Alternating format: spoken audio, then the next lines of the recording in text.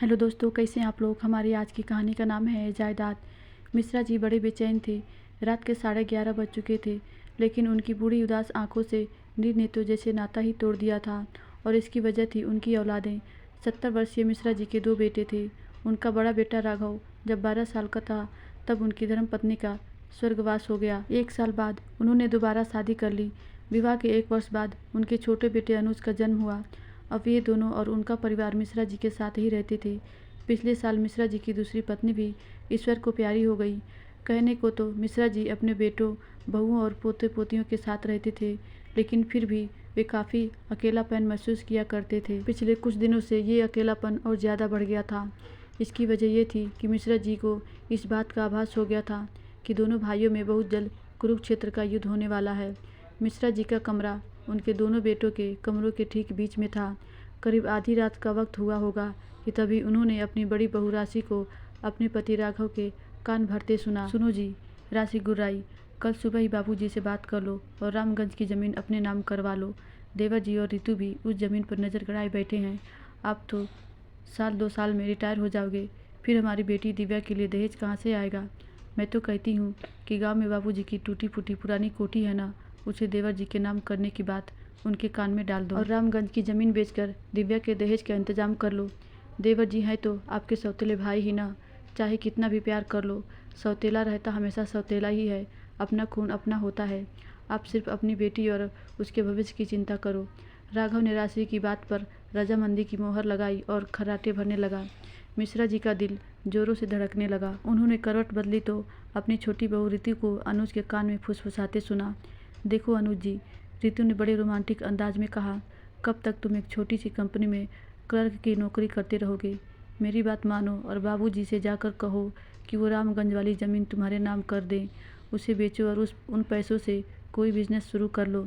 तुम्हारी अच्छी कमाई होगी तो ही हम अपने बेटों को शहर के अच्छे स्कूल में भेज सकेंगे ना। पढ़ लिख जाएंगे, अच्छी नौकरी करने लगेंगे तो ही कल हमारे बुढ़ापे की लाठी बन पाएंगे ना हमारे बेटे। जेठ जी की तो अच्छी खासी सरकारी नौकरी है। 2 साल बाद जब रिटायर होंगे तो प्रोविडेंट फंड के नाम पर तगड़ी रकम हाथ आ जाएगी। बाबूजी से कहो कि पुरानी कोठी उन्हें दे दें, उसकी मरम्मत करवाने के पैसे भला हमारे पास कहाँ है। अनुज ने रितु के सुर में सुर मिलाया और जल्दी खराटे का रंग अलापने लगा। बेचारे मिश्रा जी को अब इस बात का पूरा विश्वास हो गया था कि कल उनके घर में महाभारत होकर ही रहेगी। उन्होंने पूरी रात आंखों ही आंखों में काट दी। अगली सुबह राघव नहा धोकर तैयार हो गया। उसने सोचा बाबूजी से ज़मीन जायदाद की बात करने से पहले पूजा पाठ कर लिया जाए। शुभ काम से पहले ईश्वर को याद कर लेना चाहिए। वो सीधे पूजा घर गया, दिया जलाया और हाथ जोड़कर पूजा करने लगा। तभी उसकी नज़र मंदिर में लगे राम और लक्ष्मण की तस्वीर पर पड़ी। उसने सोचा, श्री राम को तो माता कैकेयी ने वनवास दे दिया था, लेकिन लक्ष्मण चाहते तो अयोध्या में ही रहकर राजमहल का सुख भोग सकते थे, लेकिन उनके लिए अपने बड़े भाई के प्रेम से बढ़कर और कुछ नहीं था। राजमहल का सुख तो दूर की बात है, वो तो अपनी प्रिय पत्नी को भी छोड़कर अपने भाई के प्रति अपना कर्तव्य निभाने निकल पड़े थे। तो वो दोनों भी सौतेले भाई ही। भगवान राम ने भी तो अयोध्या का राजपाट जिस पर उनका अधिकार था खुशी खुशी अपने भाई भरत को दे दिया था, तो वो भी उनका सौतेला भाई।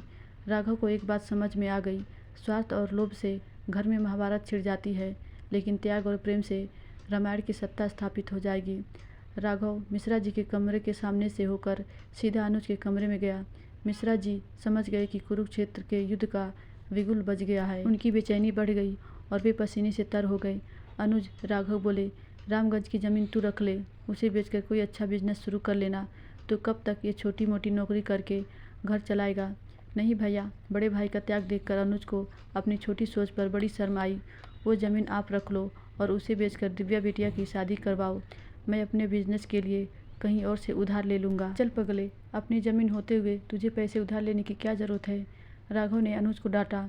मेरे प्रोविडेंट फंड के पैसे से दिव्या की शादी हो जाएगी। अपने प्रोविडेंट फंड के सारे पैसे बेटी की शादी पर खर्च कर दोगे तो रिटायरमेंट के बाद जीवन कैसे काटोगे भैया। अनुज परेशान हो गया। आपका तो कोई बेटा भी नहीं है जो बुढ़ापे में आपका सहारा बने। तू एक काम कर, ज़मीन बेचकर बिजनेस शुरू कर।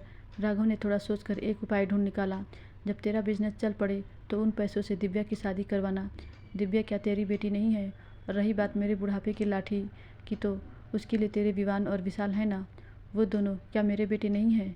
भैया, ये बात सुनकर अनुज की आंखें भर आई। राघव ने अनुज को गले से लगा लिया। पास के कमरे में मिश्रा जी अपने बेटों की सारी बातें सुन रहे थे। उन्होंने अपने आंसू पोंछे, चादर तानी और चैन की नींद सो गए। घर में महाभारत छिड़ने के डर से वो पिछली रात ठीक से सो नहीं पाए थे। धन्यवाद दोस्तों। आशा करती हूँ ये छोटी सी कहानी आपको ज़रूर अच्छी लगी होगी।